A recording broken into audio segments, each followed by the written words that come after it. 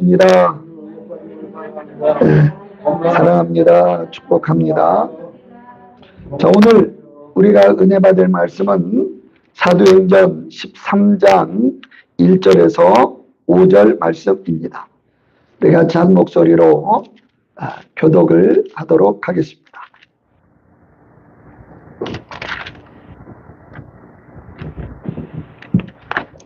13장 1절에서 5절까지 말씀입니다.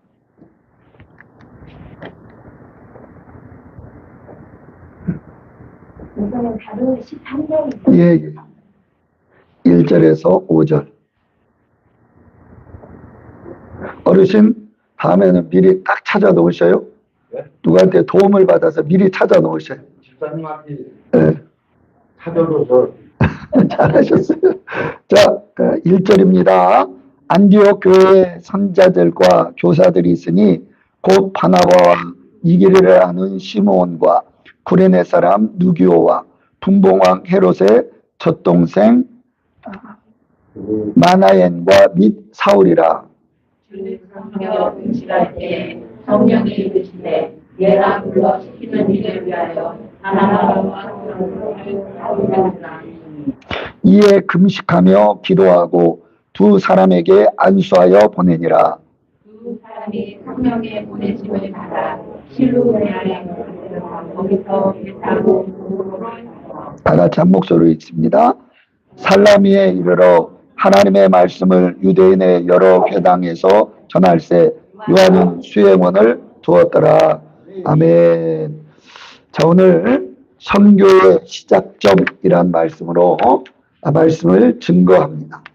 10월 말씀의 주제가 예수님께 쓰임받은 사람이었습니다. 그래서 지난주에 사울에게도 일이 있었죠. 자기가 마음에 품은 그 사명이 있었습니다. 그건 뭐냐? 십자가에 죽고 부활했다는 예수는 그리스도일 수 없다. 하나님이 우리에게 그리스도로 소망을 주셨는데, 아니 어떻게 갈릴리에 태어나고 십자가에 죽은 예수를 그리스도로 할 수 있느냐 해서 교회를 진멸시키기 위해서 예루살렘에 있는 교회를 핍박하였고, 또 다메섹에까지 가서 그리스도인들을 다 잡아오려고 하였습니다. 그는 그 사명을 가졌지만 그 사명은 잘못된 사명이었습니다. 하나님이 살아계시고 예수님이 그리스도라면 그는 그 일을 계속할 수 없는 것입니다. 그래서 그가 다메섹에 가까이 이르렀을 때 하늘에서 해보다 더 강한 빛이 그를 비추었습니다. 지난주 그 말씀을 할 때 최유자 집사님이 예수님을 믿게 된 계기가 병원에서 빛을 보고 예수님을 믿게 되었는데, 사울에게도 빛이 임했구나. 그래서 그 은혜를 남편에게 이야기를 하다가 또 구박을 받았습니다.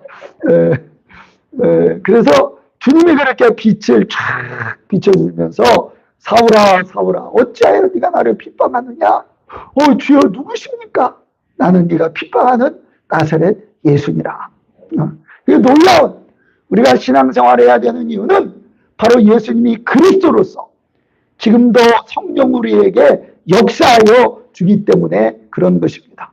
거기서 사도 바울은 놀라운 사실을 깨달았습니다. 하나님이 그리스도를 약속하시고 그 약속을 예수님 안에서 시행해 주셨구나. 그렇다면 이제 우리에게 구약의 그리스도를 통하여 약속하신 약속들이 우리에게 성취가 되겠구나. 이 사실을 깨닫고 또 성경을 보면서 인간적인 생각으로는 그리스도는 십자가를 지고 고난을 당하여 죽어야 되지 않을 것으로 생각을 했는데, 왜? 다윗과 같은 왕이 그렇게 죽으면 패배한 것 같잖아요. 그런데 인류를 구원하기 위해서, 하나님과의 관계를 회복시키기 위해서 예수님은 십자가에 죽으셔야 되는구나. 그 죽으심이 그리스도를 완성했구나 라는 사실을 깨닫고 사도 바울은 내 평생 이 예수님이 그리스도임을 증거하면서 살아야 되겠다라고 하는 새로운 사역, 새로운 사명이 열리게 된 것입니다. 여러분, 우리들도 예수님을 믿어 나의 존재가 바뀌게 되었습니다. 어떻게? 죄의 종, 사단의 종되었던 우리가 하나님의 자녀로 바뀌는 그런 존재의 변화가 있었습니다. 그런데 우리가 거기서 끝나지 않고 하나님으로부터 오는 사명을 받을 때 우리는 온전한 존재가 되는 것입니다. 어떤 분은요, 감전사고로 양 다리와 양 팔을 잃게 되었습니다. 그러나 그 마음에 있는 하나님에 대한 사랑과 사명은 지울 수 없어서 그는 어떻게 사역을 했냐면 입에 연필을 물고 그 연필로 시를 쓰고 글을 써서 사람들에게 보내면서 그의 사명을 감당했습니다. 여러분, 우리는 나의 지금 상황과 내 몸의 형편으로 기준을 삼아 사명을 갖는 것이 아닙니다. 우리는 사명은 어디로부터 오느냐? 하나님으로부터, 예수 그리스도로부터 우리에게 주어지게 되는 것입니다. 그래서 어떤 권사님은 나는 복음도 잘 전할 수도 없고 또 나는 잘 걸어다닐 수도 없고 그러니 내가 할 일은 하나님께 예배하는 이 교회의 화장실을 청소해야 되겠다 해가지고 화장실을 그렇게 청소를 했습니다. 우리들 교회 김양재 목사님 어머니도 하나님, 내가 주님의 몸된 교회에 화장실을 청소합니다 하고 그 어머니는 화장실을 청소하고 그 딸은 피아노를 반주하고 그렇게 했다가 우리들 교회 김양재 목사님이 되게 된 거예요. 우리 완재 형제님이 목사님, 우리 말씀이 흥하는 방 김양재 목사님을 그렇게 매일 보내주시는 이유가 있었군요. 내가 천국과 지옥을 내 마음에 경험했습니다.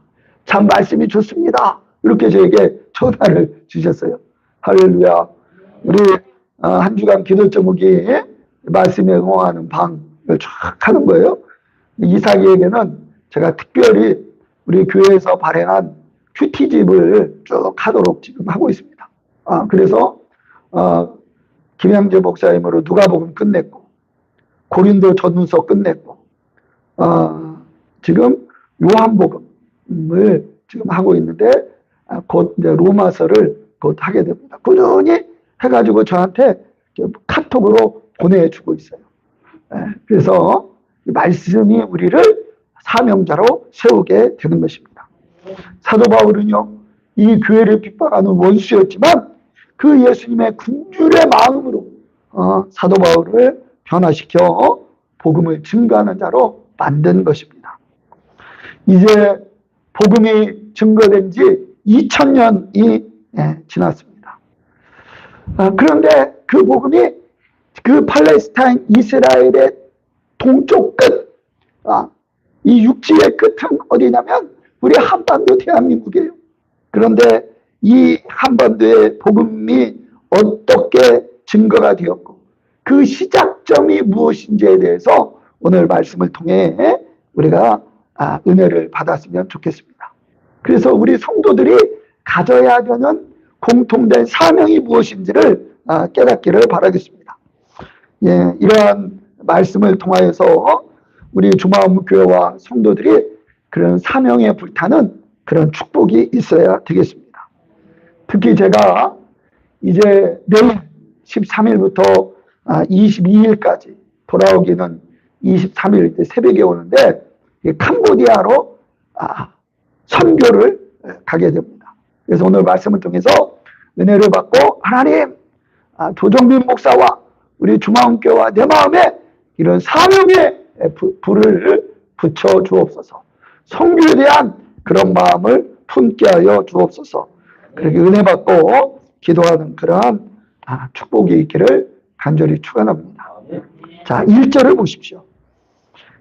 안디옥 교회에 선지자들과 교사들이 있으니, 안디옥 교회에 선지자들과 교사가 있다고 말씀합니다. 자, 여기서 안디옥 교회는 어떤 교회인가요? 제가 대학교가 전북대학교에서 전주에서 학교에 다녔는데 전주에 어떤 교회가 있었냐면 안디옥 교회가 있었어요. 안디옥 교회. 그런데 이 안디옥 교회가 우리나라에서 유명하고 본이 되는 교회가 된 것은 선교하는 교회였습니다. 그 목사님과 직분자들만 선교하는 게 아니라 교회 전체가 선교하는 교회로 선교 중심으로 교회가 움직이는 그런 교회였어요. 그런데 안디옥 교회가 이 선교하는 교회가 된 것은 바로 오늘 본문 사도행전 13장에 이 안디옥 교회를 따서 그렇게 교회 이름을 붙인 것입니다. 그러면 이 안디옥 교회는 어떤 교회가를 알려면 사도행전 11장 19절로에서부터 이 안디옥 교회가 탄생하는 것을 보게 됩니다. 자, 13장이죠. 11장 19절을 딱 접어놓고 한번 돌아가 보시기 바랍니다. 사도행전 11장 19절에 보면 어떻게 말씀이 시작하냐면 그때 스데반의 일로 일어난 환란으로 말미암아 흩어진 자들이 스데반의 일이 뭐예요? 스데반이 복음을 증거하다가 이 사울을 중심으로 한 예수님을 만나기 전에 사울을 중심으로 한 무리들에 의해서 돌에 맞아 죽게 되었습니다. 그래서 그 환란으로 인해서 성도들이 흩어졌어요. 그런데 그 환란이 성도들을 흩었지만 그들의 마음에 있는 복음은 껐어요. 끄지 못했어요. 끄지를 못했어요. 여러분 모닥불이 이렇게 타고 있는데 그 모닥불을 뭘로 탁 쳐 보십시오. 모닥불이 꺼지는 게 아니라 그 불이 확 흩어져 가지고 더 불길이 커지게 되는 것입니다. 그것처럼 이 사울을 중심으로 스데반을 핍박하고 환란이 임했는데 그들이 흩어지면서 한 일이 뭐냐면 베니게와 구브로와 안디옥까지 이르러 유대인들에게 말씀을 전하는데 그들이 흩어져서 어디까지 가냐면 그 북쪽에 있는 안디옥 지역까지 그래서 가서 복음을 증거했는데 누구에게 복음을 증거했느냐? 유대인에게만 말씀을 전했어요. 왜? 유대인들 구약의 그리스도를 그들은 소망했고 그 소망의 응답으로 예수님이 오셨기 때문에 그 유대인들에게 먼저 복음을 전했습니다. 그 당시에는 유대인들만 예수님이 그리스도를 믿고 회복될 것으로 알았습니다. 그런데 그 안디옥까지 가는 사람들 중에 20절에 보면 그 중에 그브로와 구레네 몇 사람이 안디옥에 이르러 헬라인에게도 말하여 주 예수를 전파하니. 그래서 우리의 이 신앙이 유대인에게만 내 고정관념이 있어요. 우리의 신앙에 고정관념이 있습니다. 이것만 돼. 이것만 해야 돼.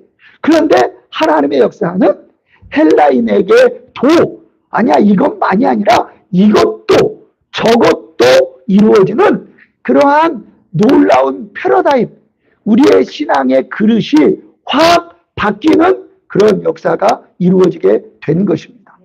여러분 이 역사 이것만이야 라고 고집했는데 아니야 이것도 돼 저것도 돼 이러한 놀라운 생각의 전환이 무엇으로 이루어지게 됐냐면 핍박으로 이루어지게 된 거예요.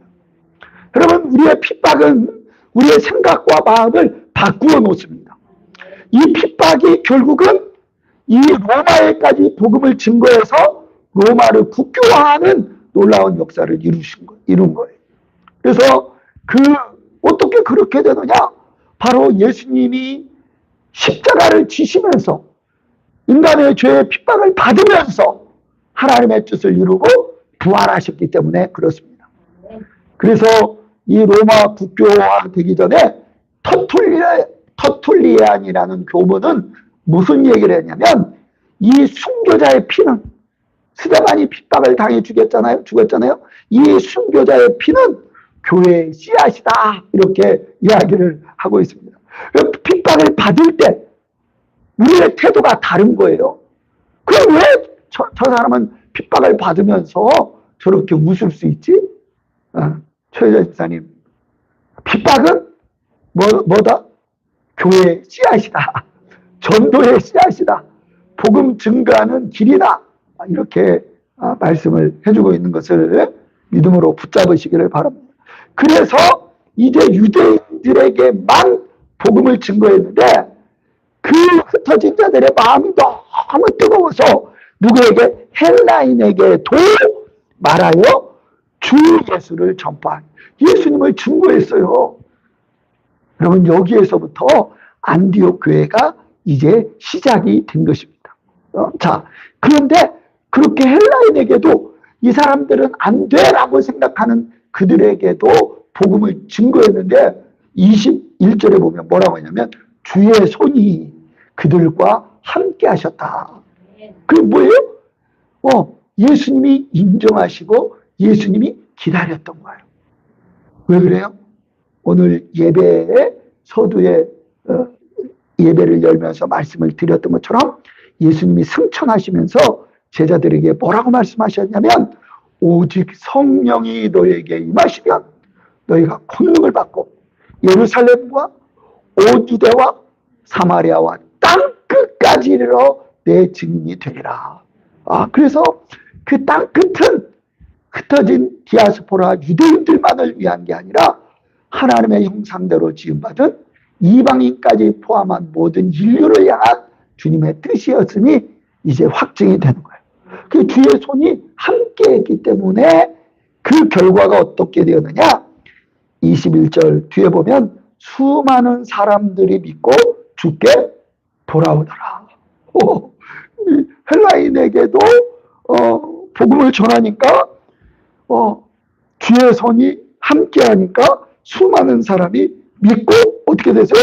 주님께 돌아오더라. 이렇게 해서 이제 안디옥 교회가 이제 형성이 되는 것입니다. 그런데 이 소식을 누가 듣게 되냐면 예루살렘 교회, 초대교회 본부와 같은 베드로와 사도들이 있는 예루살렘 교회가 이 사람들의 소문을 듣고 누구를 파송해요? 바나바를 안디옥까지 보내었다. 여기서 바나바가 나오네요. 제가 올해 어디에서 훈련을 받아요? 바나바 훈련원에서. 이 바나바 이름이 여기서 나온 거예요. 그래서 안디옥 교회에 이방인들 중심으로 성도들이 되어서 그 예루살렘 본부에서 그들을 돌봐야 되겠다 해서 바나바를 파송을 한 겁니다. 그리고 바나바는 누구냐? 바나바는 이제 사도행전 4장 36절에서 그의 이름이 처음으로 등장합니다. 거기에 보면 이 구브로에서 난 네이족 사람이 있으니, 여기 좀 이따 구브로로 가요. 이것은 뭐냐면 이 팔레스타인 바로 옆에 있는 지중해에 있는 섬입니다. 거기에서 이 바나바가 태어났는데 무슨 족속이냐? 12지파 중에 네이 족속이에요. 네이족 사람이 있으니 이름은 요셉이야. 본래 이름은 요셉이었어요. 그런데 사도들이 일컬어 바나바라, 너는 바나바야. 그런데 그 바나바의 의미가 뭐냐면 위로의 아들이다 라고 얘기를 해주고 있습니다. 그러니까 그 예루살렘 교회에서 막 핍박도 받고 어려움도 있고 이 아나니아와 sapphira와 같은 이러한 그 막 교회를 이용하려고 하는 그러한 막 불순한 사람들도 있고 그랬는데 그러한 교회에서 위로가 되었어요. 사도들에게. 여러분, 교회에서 목회자에게 위로되는 사람들이 있습니다. 그 사람들이 어떤 사람들이냐면 저에게 있어서는 신앙이 잘 서가고 성장해 갈 때 저에게는 위로가 돼요. 너무 고마운 거예요. 그런데 그 역할을 누가 했냐? 바나바가 한 거예요. 원래 요셉이었어요. 그런데 바나바는 보면 그 사도들이 볼 때 위로가 되는 거예요. 유나야, 또 진이, 수빈이 목사님한테 위로가 돼야 돼. 그래서 그 위로가 되어서 이름이 뭐가 되냐면 바나바다. 그래서 요셉이라는 자기의 이름은 사라지고 너는 바나바야, 너는 위로자야, 해가지고 바나바라는 이름을 받게 된 것입니다. 그래서 그가 유로했는데 그 초대교회에 다 물건을, 재산을 가져와서 통용을 했잖아요.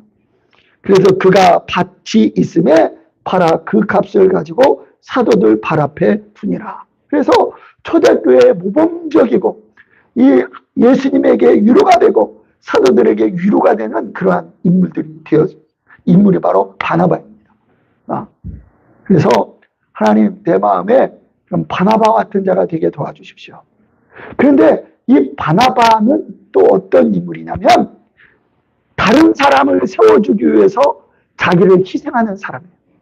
그러니까 바나바 훈련은 뭐냐면 이 목회자와 선교사님들을 세우기 위해서 바나바는 희생을 하는 이러한 의미로 바나바 훈련원이다. 이렇게 이름을 지은 것입니다. 그래서 두 번째 이 바나바가 하는 일이 사도행전 9장 27절에 있는데 이제 사도 바울이 예수님을 만나서 회심을 하게 되고 복음을 증거하잖아요. 근데 이게 워낙 악명 높은 핍박자였기 때문에 이 사도 바울이 그 당시에는 아직 사울이었어요. 사울이 예루살렘에 있는 제자들과 교제를 하려고 했는데 제자들이 그 이름만 들어도 치가 떨려가지고 교제하기를 싫어했습니다. 그럴 수 없어. 어떻게 저 사람이 예수님을 믿어? 나는 믿을 수 없어. 해가지고 그 트라우마 때문에 이 사울을 만나지를 않으려고 그랬어요. 그때 바나바가 아니야. 진짜 사도 바울은 예수님을 만났어. 해서 예루살렘에 있는 그의 제자들과 서로 중재를 하는 그러한 모습을 보게 됩니다. 그게 어디에 있냐? 사도행전 9장 26절에 보면 사울이 예루살렘에 가서 제자들과 사귀고자 하네 다 두려워하여 그가 제자됨을 믿지 아니하니 바나바가 데리고 사도들에게 가서 그가 길에서 어떻게 주를 만났는지와 주께서 그에게 말씀하신 일과 다메섹에서 그가 어떻게 예수님의 이름으로 담대히 말하였는지를 전하여 주게 되었습니다. 그래서 정보에도 빠르고 주의 역사에 빠르죠. 야, 하나님의 역사구나 해가지고 예루살렘 제자들과 사울을 중재해서 그들이 이제 같이 그 결과 어떻게 되었느냐? 사울이 제자들과 함께 있어 예루살렘에 출입하였다. 이렇게 중재 역할을 참 잘했어요. 그리고 마지막에는 1차 선교여행을 끝나고는 사도 바울 중심으로 선교가 이루어지게 하고 자기는 한 사람 실패자 마가를 새롭게 세우는 그러한 역할을 하게 됩니다. 그래서 마가복음이 나오게 된 거예요. 자, 그러다가 이제 오늘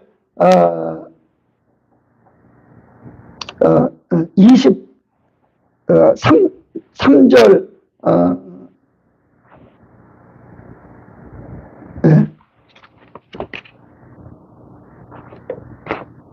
사도행전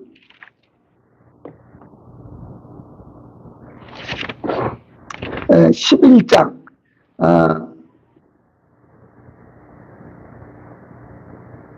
23절을 보십시오. 이제 그가 또 어떤 일을 하냐면 이제 다시 11장 23절로 돌아오는 거예요. 11장 23절로 막 왔다 갔다 합니다. 왜냐하면 이 상황을 알아야 되니까. 그래서 바나바를 이제 안디옥에 보냈잖아요. 그래서 이제 23절에 보면 바나바가 안디옥에 와서 그가 이르러 하나님의 은혜를 보고, 야, 그 안디옥 교회에 하나님의 은혜가 있어요. 복음의 은혜가 있고 이 은혜를 보고 기뻐하여 모든 사람에게 굳건한 마음으로 주와 함께 머물러 있으라 권하니. 그들의 믿음을 보고 너희도 신앙 잘 지켜. 핍박이 있어도 너희도 신앙 잘 지켜야 돼. 그렇게 권유를 해준 것입니다. 그런데 그렇게 한 이유를 24절에 바나바는 착한 사람이요 성령과 믿음이 충만한 사람이라 이에 큰 무리가 주께 더하여지더라. 그러니까 믿음이 좋은 이 바나바가 안디옥에 딱 가니까 더 사람들이 어떻게 돼요? 더 전도해서 구원을 얻게 되는 역사가 있게 되는데 그 조건을 세 가지를. 첫째, 그는 착한 사람이었다. 두 번째, 성령과 믿음이 충만한 사람이었다. 그래서 우리가 이 사명을 감당하려면 착한 사람이에요. 착한 사람은 뭐냐? 겉과 속이 같은 사람이에요. 그리고 상대방을 배려해주고 상대방을 위해주는 사람이 착한 사람입니다. 그래서 우리가 사역을 감당하려면 우리의 마음이 겉과 속이 같아야 되고 상대방을 배려해주는 그러한 마음을 가져. 이게 착한 마음이 있어야 되고, 두 번째는 뭐예요? 성령과 믿음이 충만했다. 그래서 여러분, 우리가 사명을 감당하는 교회가 되려면 우리가 하나님 우리에게 성령 충만함을 허락하여 주옵소서. 예수님이 그리스도됨을 믿는 믿음을 더하여 주옵소서. 우리가 간절히 기도하면서 나가야 됩니다. 그리고 우리의 신앙이 어느 정도 되냐면 우리 추석 명절만 딱 지나도 우리의 신앙이 출렁거려요. 우리 예수님 중심으로 신앙생활을 하다가 가족 중심인 그러한 문화로 좀 바뀌게 되면 우리의 마음이 출렁거립니다. 그래서 이 보통 명절이 지난 다음에 교회 성도들이 출석률이 확 줄어버려요. 우리도 이제 이런 모습들이 있어요. 그 왜 그러느냐? 그만큼 우리가 믿음이 약한 거예요. 그래서 우리가 하나님 믿음과 성령이 충만한 교회가 되게 도와주옵소서. 우리가 이것을 기도하면서 나아가는 우리가 되어야 되겠습니다. 그러할 때 착하고 성령과 믿음이 충만하였을 때 큰 무리가 더했습니다. 그리고 이제 25절에 보면 바나바가 사울을 찾으러 다소에 가서 지금 다소에 가 있는데 그를 불러서 만남에 안디옥에 데리고 와서 둘이 이제 안디옥에 교회가 세워졌음을 이제 선포를 하고 있어요. 교회가 세워졌기에 그 교회에 1년간 모여 있어 큰 무리를 어떻게 했다고요? 가르쳤고. 우리가 신앙생활하면서 이 배우는 게 굉장히 중요합니다. 이제 말씀을 통해서, 기도를 통해서, 예배를 통해서 우리가 잘 배워야 돼요. 우리의 이런 목마름이 있어야 됩니다. 가르쳤고 제자들이 안디옥에서 비로소 그리스도인이라 일컬음을 받게 되었더라 라고 말씀을 하고 있는 거예요. 그 우리가 기독 이건 뭐냐면 그리스도의 한자예요. 그래서 그리스도교, 기독교가 제일 처음 사람들에게 불려진 곳이 어디냐면 바로 안디옥 교회에서 바로 그리스도인이라 일컬음을 받게 되었다. 이걸 볼 때 초대교회의 복음의 핵심과 중심이 뭐였느냐? 여러분, 하나님은 살아계신 하나님입니다. 그런데 하나님이 율법에 실패한 유대인들을 위해서, 또한 율법으로 하면 이방인인 짐승과 같은 그런 이방인들을 위해서 하나님이 그리스도를 여러 부분과 여러 모양으로 말씀하셨는데 하나님 예수님으로 말미암아 성취가 되었습니다. 하나님은 살아계신 하나님입니다. 여러분, 그 은혜를 누려야 됩니다. 그러면 그 은혜가 뭐예요? 예수님이 그리스도로 주어진 은혜가, 첫째는 하나님과의 관계가 회복이 되는 거예요. 그래서 하나님을 믿고 하나님을 아버지라 부를 수가 있게 되고, 두 번째는 내 존재가 바뀌는 것입니다. 어떻게? 죄의 종에서 하나님의 자녀로, 어둠에 있었던 우리가 빛의 존재로, 하나님이 창조한 존재로 바뀌게 되고, 그리고 또 우리가 사명을 감당하면서 다른 사람들을 돕고 섬기는 이러한 존재로 바뀌게 되는 거예요. 그래서 우리가 그리스도를 믿을 때 이런 역사가 이루어지고, 그 예수님이 그리스도임을 초대교회는 선포했고 그 은혜를 누리고 있는 것입니다. 그렇게 해서 뭐가 세워졌어요? 안디옥 교회가 세워진 거예요. 자, 그런데 그 안디옥 교회에 누가 있었다고 얘기를 해요? 제자들과 선지자들과 교사들이 있으니. 그래서 우리 교회에 우리가 사명을 감당하려면 이런 자들이 일어나요. 선지자들도 일어나고 교사들, 가르치는 교사들도 일어나고 이런 그 안디옥 교회에 이러한 선지자들이 있었는데, 이 선지자들은 누구냐? 11장으로 다시 돌아가 보겠습니다. 11장 25절을 보면, 27절을 보면 그때 선지자들이 있었죠. 그때 선지자들이 예루살렘에서 안디옥에 이르니 그 중에 아가보라는 한 사람이 일어나 성령으로 말하되, 그 선지자는 어떤 사람이냐? 성령에 완전히 사로잡힌 사람이에요. 성령으로 말하되 천하에 큰 흉년이 들리라. 그렇게 이제 이루어진 이 일을 선지자가 예언을 했어요. 근데 그때가 어느 때냐면 글라우디오 황제 때 그렇게 있었어요. 그래서 성령으로 예언을 했기 때문에 이제 본부인 예루살렘 교회에도 흉년으로 인해서 어렵게 된 거예요. 그래서 제자들이 각각 그 힘대로 유대에 있는 형제들에게 부조를 보내기로 작정하고 부조품을 보낸 거예요.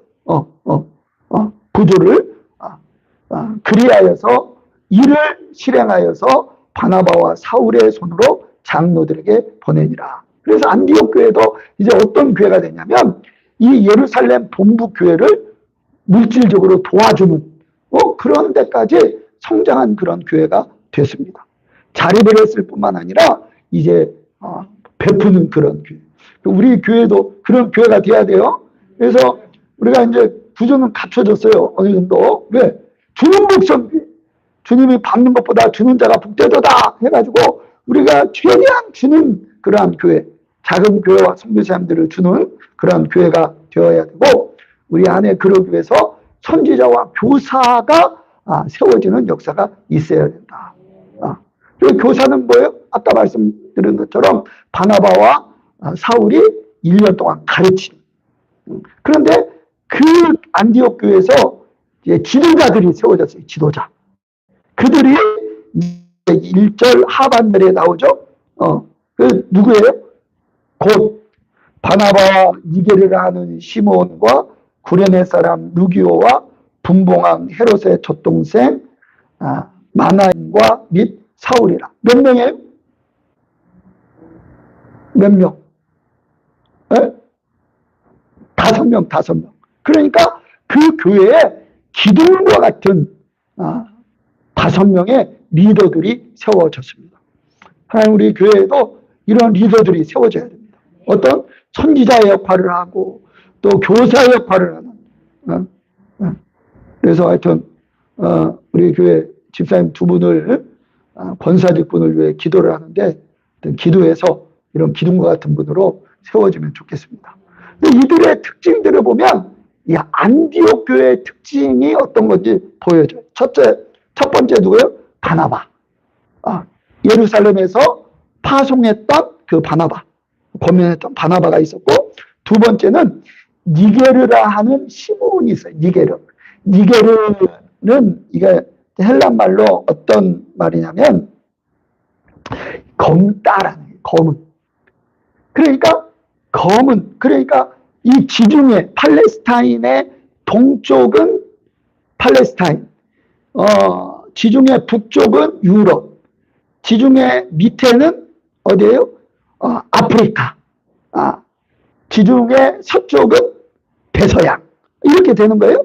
그런데 여기에 니게르라는 시몬인데, 이 니게르, 이 검은 시몬, 유대인일 가능, 아프리카계 유대인일 수 있다. 어떤 분은 여기에 이제 뒤에 보면 어떻게 구레네 사람들이 등장을 해요.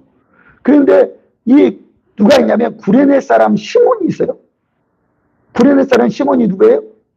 예수님의 십자가를 대신 진 자예요. 그 이제 시몬이 처음에 이 십자가를 졌을 때는 진짜 재수 없었어요. 하나님께 예배드리는데 죄인의 십자가를 졌기 때문에. 그런데 그에게 특권은 뭐냐면 예수님을 가까이에서 지켜봤어요. 그런데 이 예수님의 십자가를 자기가 졌지만 다른 두 죄인과 다른 거예요. 그런데 소문을 들은 거예요. 그 예수님이 부활했다. 그러니까 자기가 가까이에서 예수님의 십자가를 졌는데 이분은 진짜 그리스도일 수 있어. 해가지고 그 가정이 예수님을 믿게 되는 역사가 있는데, 여기에 니게르라는 시몬이 검은 시몬, 이게 바로 구레네 사람 시몬이 아니냐 이렇게 보는 자도 있어요. 왜? 이 구레네가 이 안디옥 교회에 많은 영향력이 있거든요. 이제 뒤에 보면 됩니다. 그리고 세 번째 사람이 누구예요? 네, 분봉왕, 구레네 사람 루기오 시몬과 이 구레네 사람 루기오. 이 구레네가 여기 나오죠. 그래서 이 구레네는 뭐냐면 곤둥이 아프리카 북단 지중해 밑에 있는 나라인데 어떻게 안디옥에서 이런 신앙생활을 하게 되고 이 뒤에 보면 그들이 안디옥에 복음을 증가하거든요. 이 구레네 사람들이 이걸 볼 때 이 구레네 사람 시몬의 영향력이 있지 않아 이렇게 볼 수가 있어요. 그리고 유대인이 아니에요. 그리고 또 네 번째는 누구예요? 분봉왕 헤롯의 젖동생 마니엘. 그러니까 이건 누구냐면 이 분봉왕 헤롯은 누구냐면 세례요한을 못 베어 죽인 그 헤롯이에요. 그런데 그 젖동생, 그러니까 한 유모의 젖을 그 헤롯 왕과 같이 먹은 거야. 그래서 그 유모의 자녀다라고 얘기도 하고 아니면 귀족이다라고도 얘기를 합니다. 헤롯과 같이 어려서 자랐으니까 얼마나 특권이 있겠어요. 근데 그걸 다 뒤로 하고 이 복음을 증거한 안디옥의 지도자가 되었습니다. 그리고 다섯 번째는 누구예요? 오늘 주인공 사도 사울이 이 기둥과 같은 다섯 사람이 그것은 이제 인종도 초월하고 또 유대인만이 아니라 이방인까지들도 지도자가 되어서 교회에서 사역을 감당하는 이런 놀라운 역사가 있게 된 거예요. 그래서 교회 사역자는요 과거가 문제가 되지 않습니다. 주님의 사로잡혀서 기둥과 같이 그렇게 되면 이 흑인도 또 귀족도 또 교회 예루살렘과 관계된 그런 지도자들도 다 합력하여서 교회를 섬기는 역사가 있게 되는 것입니다. 여러분 우리 교회 그러한 귀한 사역자들이 많이 나오기를 간절히 축원합니다. 그들이 이렇게 무엇을 하고 있었느냐? 이제 13장 2절로 본문으로 이제 돌아오는 거예요. 먼 길 다녀왔습니다. 13장 2절에 보면 주를 섬겨 금식할 때 그들이 이 안디옥 교회가 얼마나 이게 건강하고 막 풍성하고 많은 기록적인 역사가 있어요. 그런데 금식의 딱 이야기는 뭐냐면 주님 이것으로 주의 복음을 복음과 비주어 볼 때 손이 차지 않습니다. 주님은 그리스도로 오셔서 하나님 보좌 우편에 계시어서 역사를 주관하는데 지금 우리 안디옥 교회 우리가 지금 하고 있지만 이 모습으로는 주의 뜻을 다 섬길 수 없습니다. 하나님 우리는 할 수 없습니다. 우리에게 더 힘과 능력을 주십시오. 그 표가 뭐냐면 바로 금식입니다. 금식. 주어지면 하고 안 주면 말고 그냥 이렇게 되는 대로가 아니라 하나님 내가 충성을 다 했지만 이것으로 주의 뜻과 비교해 볼 때 하나님 너무나 우리가 부족합니다. 이것으로 만족할 수 없습니다. 우리에게 더 큰 비전과 힘을 허락하여 주십시오. 해서 금식을 하는 거예요. 근데 금식을 할 때 누가 역사해요? 성령이 이르시되 내가 불러 시키는 일을 위하여 바나바와 사울을 따로 세우라 하시니 성령님이 이제 바나바와 사울을 따로 세우셨어요. 곧 그들의 금식의 그 기도를 주님이 받으시고 안디옥만을 위한 교회가 아니라 이제 전 인류를 위한 교회의 시작을 성령님께서 열고 계신 것입니다. 그래서 바나바와 사울을 따로 세워서 이제 선교의 역사가 시작이 되는 것입니다. 그들이 이 말씀에 어떻게 반응했어요? 3절에 보면 이에 금식하며 하나님 이게 뜻이 어떤 뜻입니까? 또 자기의 생각을 넘은 성령의 생각을 우리가 영접하기 위해서 금식을 했어요. 금식하며 기도하고 두 사람에게 안수하여 보내니라. 그래서 두 사람을 구분해서 그들을 파송하고 있는 것을 보게 됩니다. 이제 그랬을 때 4절에 보면 두 사람이 성령의 보내심을 받아. 성령이 일하고 계시죠? 사도행전을 다른 명칭으로 성령 행전이다. 왜? 성령님이 다 주관하시니까. 그리고 여러분 우리가 선교하는 교회가 되려면 성령님에 깨어있고 성령님의 민감한 그런 교회가 되어야 되는 것입니다. 그래서 하나님 내가 육신을 따르지 아니하고 하나님 성령님을 따라 사역을 감당하는 사명을 감당하는 은혜를 허락하여 주옵소서. 그렇게 기도하면서 우리가 나아가야 되는 것입니다. 그래서 그가 실루기아에 내려가 거기서 배 타고 구부로 또 나오죠. 구부로는 바로 그 옆에 섬이에요. 섬으로 가서 5절에 보면 살라미에 이르러 하나님의 말씀을 유대인의 여러 회당에서 전할세 요한을 수행원으로 두었더라. 처음에 그들이 1차 선교여행은 누구를 중심으로 했냐면 유대인들을 중심으로 했어요. 왜? 그리스도를 전하려면 예수님이 그리스도다라고 얘기를 하려면 그리스도에 대한 이해가 있어야 되잖아요. 그리스도가 뭔 줄 모르는데 예수님이 그리스도다 그렇게 못 알아. 대통령의 권한이 무엇인 줄 알아야 이재명 대통령 할 때 이재명 대통령의 그 권한이 무엇인 줄 아는 것처럼 애기들한테 모르잖아요. 그래서 유대인들에게 먼저 증가하는 이유는 그들이 구약의 말씀을 통해서 그리스도가 뭔지 알고 그리스도를 소망하고 있기 때문에 그런 것입니다. 그래서 우리가 전도할 때 우리 고구마 전도에 오면 생고구마가 있어요. 젓가락을 찔러도 안 들어가. 그래서 아직 더 익어야 돼. 그런데 푹 찌르면 쑥 들어가는 이 빌립이 에디오파의 네시에게 다가가서 복음을 증거했을 때 바로 세례를 받은 그러한 복음을 받아들일 수 있는 그런 자들에게 우리가 복음을 증거할 수 있어야 되는 것입니다. 그래서 우리가 잘 찔러봐야 돼. 지금 예수님을 믿을 준비가 돼 있나 안 돼 있나. 그래서 그들은 여러 회당에서 이제 복음을 증거하고 요한은 마가예요. 이 마가를 수행으로 두었더라. 이렇게 얘기하면서 이제 여기에서부터 세계 선교회가 안디옥 교회에서부터 이루어지게 되는 것입니다. 그래서 이 사도 바울 마음에는 이 복음에 대한 복음을 증거해야 된다는 이것만이 살 길이고 하나님을 만나는 길이고 회복되는 길이고 역사를 새롭게 하는 길이라는 것이 그 마음에 불이 탔기 때문에 이 사명을 이제 감당하기 시작한 것입니다. 그래서 그 불탄 가슴이 불탄 자들을 통하여 복음이 증거해서 어디까지 오게 되느냐? 미국에 있는 140여 년 전에 이 젊은 청년들 마음에 언더우드, 아펜젤러 이러한 마음가운 청년들 마음에 복음을 증거해야 되겠다는 그러한 불이 있었어요. 그런데 어디에 붙어 있는지도 알지도 못하는 이 조선 땅에 대한 소식을 듣게 됩니다. 그때 조선은 이제 조선 말기에 상한 갈대와 같고 꺼져가는 심지와 같은 그러한 조선이었어요. 여러분 사진들 보면 이 서울이 수도인데도 상하 수도가 제대로 돼 있지 못해가지고 변을 보고 그러면 뿌리고 밭에 뿌리고 그래가지고 이 전염병들이 얼마나 많이 도는 줄 모릅니다. 그런 나라임에도 이제 선교사님들이 우리에게 온 거예요. 그럼 우리나라의 스카이 중에 하나의 연세대학교를 누가 세웠어요?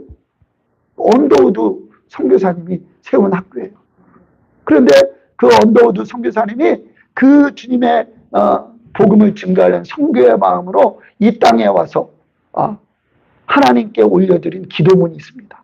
얼마나 힘든 상황이었는지. 그런데 그 복음을 증거했을 때 오늘 우리나라가 얼마나 부유한 나라가 되었는지. 그래서요, 윤석열 대통령이 미국 국회에서 연설할 때도 여러분들의 미국에서 선교사님들을 파송해줘서 우리가 이렇게 새롭게 되었습니다. 그리고 유엔에 가서는 유엔 6.25 참전에 그 미국 중심으로 이렇게 유엔이 많이 또 이렇게 도와줬잖아요. 그래서 유엔의 역할은 대한민국이 보여주고 있습니다. 뭐 이렇게 얘기할 정도로. 그건 뭐냐면 선교사님들이 복음을 들고 왔기 때문입니다. 근데 그 연세대학교를 세운 언더우드 선교사님의 기도문을 한번 들어보십시오. 주여, 지금은 아무것도 보이지 않습니다. 여러분 그 조선 땅을 생각해 보세요. 주님, 메마르고 가난한 땅, 나무 한 그루 시원하게 자라오르지 못하고 있는 땅에, 이 조선 땅이 얼마나 척박한지 나무 한 그루 시원하게 자라지 못하는 땅에 저희들을 옮겨와 앉았습니다. 누가요? 성령의 의식이 와 있는 거예요. 그 넓고 넓은 태평양을 어떻게 건너왔는지 그 사실이 기적입니다. 한 달 걸려요. 그 배 타고 한 달이 그 안에서 막 비타민 이걸 발견하기 전에는요, 영양실조나 이런 걸로 배에서 죽기도 하고 막 그랬거든요. 주께서 붙잡아 뚝 떨어뜨려 놓으신 듯한 이곳. 자기 언어도 맞지 않지, 그 미국 문화도 없지, 그냥 뚝 떨어져서 이렇게 던져놓은 거예요. 지금은 아무것도 보이지 않습니다. 보이는 것은 고집스럽고 얼룩진 어둠뿐입니다. 그 어둠이 고집스럽고 얼룩져요. 지저분해요. 어둠과 가난과 인습에 묶여있는 조선 사람뿐입니다. 돌아보면 어둠과 그 가난과 이 잘못된 인습에 묶여있는 조선 사람뿐입니다. 그들은 왜 묶여있는지도 고통이라는 것도 모르고 있습니다. 그냥 그렇게 살아가는 거예요. 고통을 고통인 줄 모르는 자에게 고통을 벗겨주겠다고 하면 의심부터 하고 화부터 됩니다. 너도 문제 있어 라고 고통을 벗겨준다면 무슨 소리야 하면서 막 화를 냅니다. 조선 남자들의 속셈이 보이질 않습니다. 그럼에도 선교사들은 막 속이려고 하고 그들이 이 중심을 모르는 거예요. 이 나라의 조정의 내심도 보이질 않습니다. 가마를 타고 다니는 여자들을 영영 볼 기회가 없으면 어쩌나 합니다. 왜? 여인들이 가마 탈 정도면 그래도 부유한데 그냥 소망이 없어요. 안 좋아요. 조선의 마음이 보이질 않습니다. 그리고 저희가 해야 할 일이 보이지 않습니다. 너무 산적한 문제 앞에 무엇부터 손을 대야 될지 모르겠습니다. 그러나 주님 순종하겠습니다.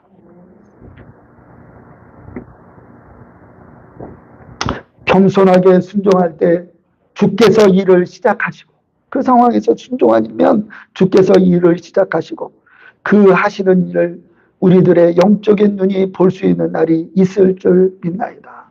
아직도 그 보이지 않지만 그 믿음으로 볼 날을 기대합니다. 믿음은 바라는 것들의 실상이요 보지 못하는 것들의 증거니라고 하신 말씀을 따라 조선의 믿음의 앞날을 볼 수 있게 될 것을 믿습니다. 즉 또 믿음도 보이지 않아요. 그리고 그 믿음을 볼 날을 믿습니다. 현실까지도 볼 수 없어요. 말하고 싶지도 말할 수도 없어요. 지금은 우리가 황무지위에 맨손으로 서 있는 것 같사오나 지금은 우리가 서양 귀신, 양귀신이라고 손가락질을 받고 있사오나 저희들이 우리 영혼과 하나인 것을 깨닫고 그래도 그들이 하나님의 형상으로 지음받은 자들이기에 우리가 한 영혼 존재임을 깨닫고 하늘나라의 한 백성 한 자녀임을 알고 눈물로 기뻐할 날이 있음을 믿나이다. 그래서 함께 예배할 날을 믿나이다. 지금은 예배드릴 예배당도 없고 학교도 없고 그저 경계와 의심과 멸시와 천대함이 가득한 곳이지만 이곳이 머지않아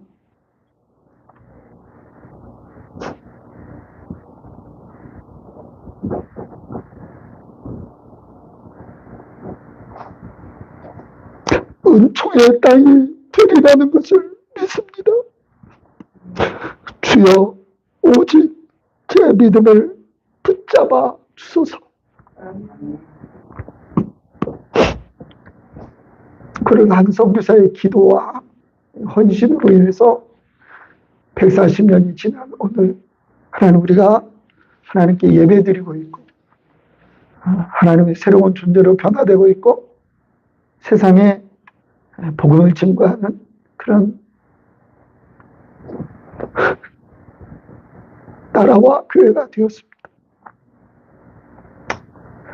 이 축복 앞에 베드로가 만선된